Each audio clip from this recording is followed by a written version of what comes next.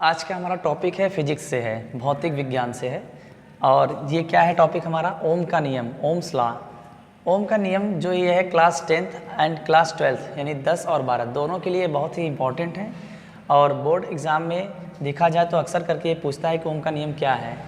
तो आइए देखते हैं इसका डिफिनेशन क्या है। यदि किसी चालक की भौतिक अवस्था जैसे ताप, दाब, आयतन नियत रहता है तो चालक के सिरों पर उत्पन्न विभवांतर यानी V से तथा चालक में प्रवाहित धारा यानी I से के समानुपाती होता है। यही ओम का नियम कहलाता है। कहने का मतलब ये है कि यदि किसी चालक क्या होता है? चालक होता है जिसमें धारा का प्रवाह होता है। चालक के अंदर जो इलेक्ट्रॉन होते हैं वो होते हैं मुक्त होते हैं। चालक का मतलब जिसमें धारा का प्रवाह सरलता पूर्वक हो, आसानी से हो, उसे हम चालक कहते हैं। और यहाँ पे देखिए भौतिक अवस्था मतलब ताप, दाब, आयतन, ठीक है, टेम्परेचर, प्रेशर एंड वॉल्यूम। यानी इसका जो चालक है जैसा भी हो वैसा है। ताप भी उसका वही होना चाहिए जैसा है पहले, दाब भी उतना ही होना चाहिए और आयतन यानी लंबाई चौड़ाई में कोई परिवर्तन न करें।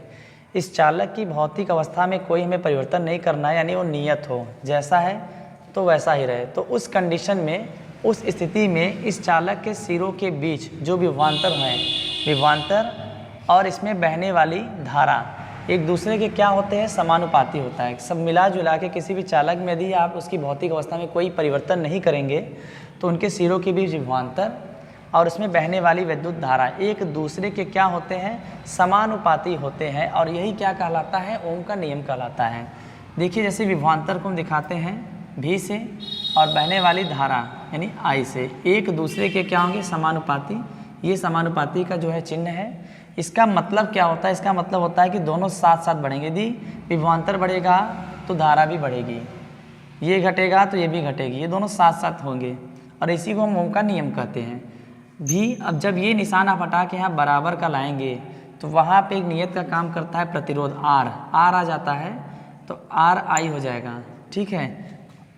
ये हमारा ओम का नियम कंप्लीट हो गया। यहाँ से अब हम बता दें आपको कौन क्या है। जैसे कि V की बात करें, जहाँ V, तो V बराबर हम जानते हैं क्या होता है? विभवांतर। R क्या है? R बराबर है, R को हम कहते हैं प्रतिरोध और I को हम कहते हैं धारा यानी विद्युत धारा।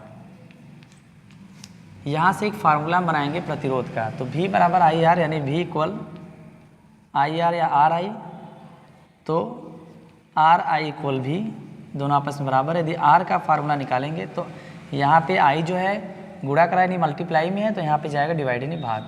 तो R बराबर एक प्रतिरोध बराबर हमारा फार्मूला बनेगा R equal V upon I। यही हमारा ओम का नियम है। तो रिवाइज करते हैं एक बार, शॉर्टकट में देख लीजिए।